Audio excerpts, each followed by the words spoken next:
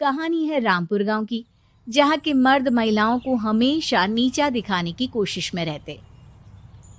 अरे अभी तक खाना नहीं आया, क्या मुझे एक और शादी करने की जरूरत है? नहीं जी नहीं, ऐसा मत करना, वरना मैं कहाँ जाऊंगी। खाना लेकर मैं अभी आई जी। गांव की पंचायत में भी फैसले हमेशा औरतों के खिलाफ ही रहते। मैं जो फैसला सुनाता हूँ वो भगवान की आज्ञा होती है।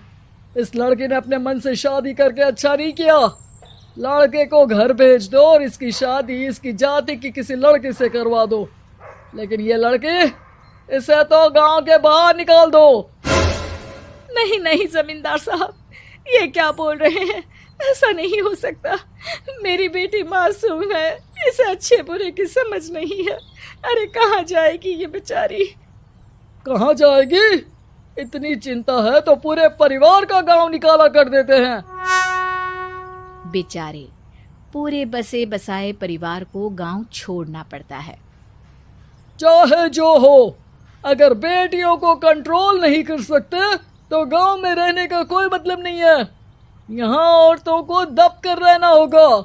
कोई भी अपने हिसाब से कुछ नहीं कर सकता, सब ईश्वर की मर्जी से ही होगा।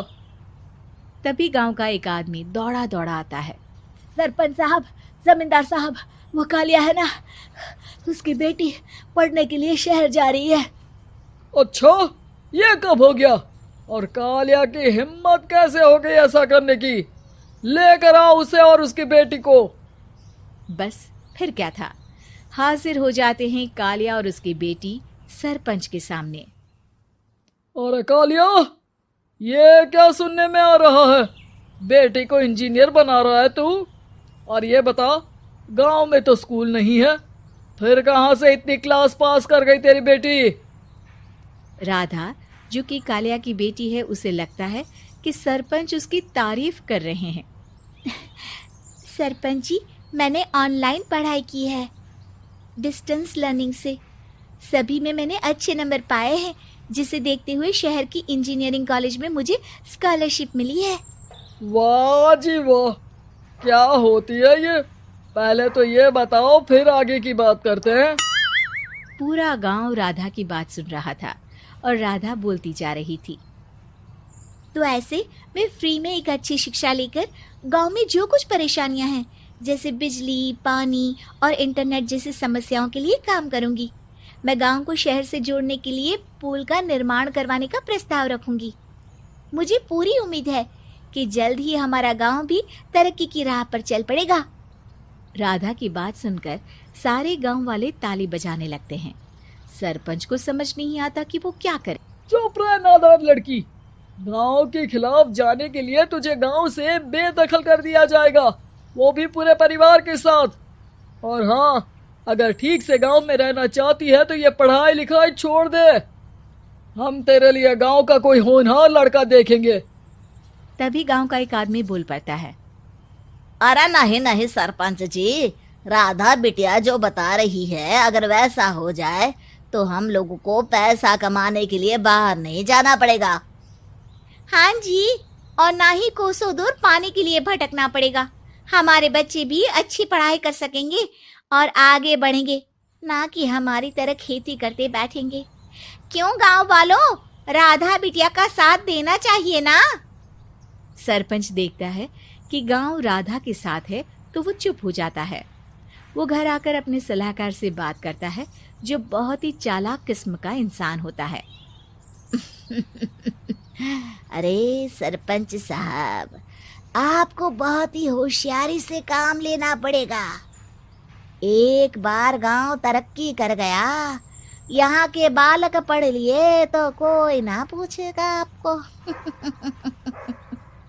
और फिर ये जो बेटा और बेटी है ना आपके, इनको भी आम लोगों की तरह ही जीवन जीना होगा। हाँ, लेकिन करे तो क्या करे? वो ना आप मुझ पर छोड़ दीजिए, बस मैं जैसा बोलूं करते जाइए। अगले रोज सुबह जब गांव वाले सोकर उठते हैं तो राधा के घर के बाहर और साथ ही वो लोग जिन्होंने राधा का सपोर्ट किया था, उनके घर के आगे लाल रंग से कल आऊंगी लिखा होता है। कल आऊंगी, यह क्या होता है? अरे यह तो खून से लिखा है, लगता है कोई भूत प्रेत या चुड़ैल का साया है। चलो सरपंच जी के पास चलते हैं। सभी सरपंच के पास जाकर उसे सारी बात बताते हैं। अरे ये तो बड़ी मुश्किल की बात है। चलो मैं एक बाबा को जानता हूँ, उन्हें बुला लेता हूँ। सरपंच बाबा को लेकर गांव के घर के बाहर जाता है। ओहो, तो ये वो चुड़ैल है जो उन लोगों को निशाना बनाते हैं जो गांव को बदलने का सपना देखते हैं। वो गांव को ऐसे ही संपन्न देखना चाहती है। वो नहीं चाहती कि कोई बाहरी यहाँ का कायाकल्प करे। क्या तुम लोगों में से किसी ने गांव को बदलने की सोच रखी है? तभी राधा की माँ रोते रोते आती है। मेरी राधा घर से गायब हो गई है। अरे कोई तो बचाओ, मेरी बच्ची कहाँ गई?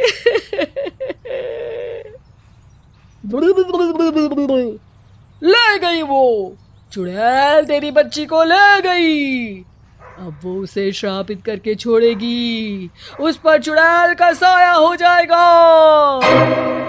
तभी बुरी सी हालत में राधा भी वहां आ जाती है। उसके बाल चुड़ैल की तरह फैले होते हैं और कपड़ों में खून लगा होता है। सभी राधा को देखकर डर जाते हैं।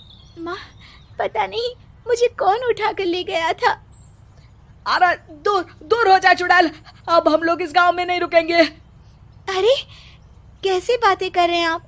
कल तो आप मेरे भरोसे गांव का हुलिया बदलने, अपने बच्चों को पढ़ाने और तरक्की उन्नति की बात कर रहे थे, तो आज क्या हो गया आपको? ये फिर तुम लोगों को बहकाएगी। ये चुड़ैल गांव में आ चुकी है, ऐसे ही ये तुम्हारे घर के बच्चों को भी ले जाएगी। गांव वाले राधा को गांव से बाहर निकाल देते हैं। उसके माँ बाप रोते रहते हैं, लेकिन गांव वाले नहीं मानते।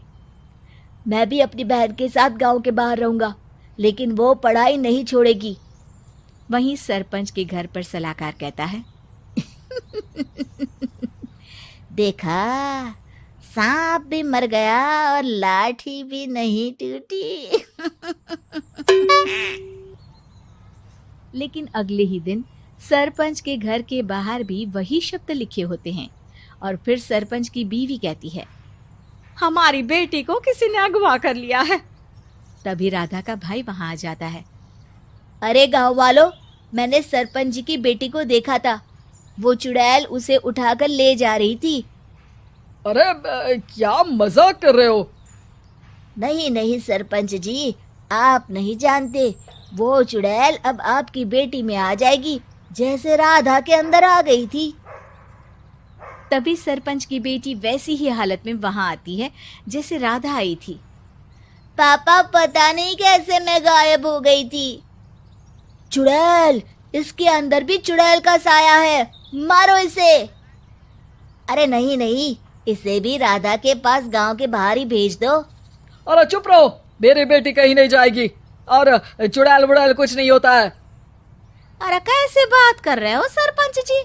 आप तो बोल रहे थे कि आपका फैसला भगवान का ज्ञान होता है, तो अपने पर बात आई तो अब आप ऐसे बोल रहे हैं।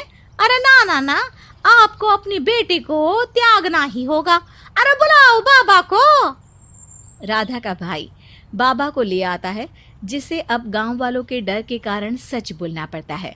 मैं कोई बाबा नहीं हूँ, मैं तो मोची था। ये सलाहकार महोदय ने मुझे कहा था एक्टिंग करने को। अब वो मुझे पैसे देने वाले हैं। अब मुझे माफ कर दो। गलती हो गई, मुझे माफ कर दो।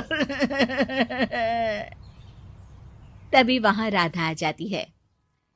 देखा सरपंच जी, जब गांव के बच्चे साक्षर होंगे तो आप जैसे लोगों की चालाकी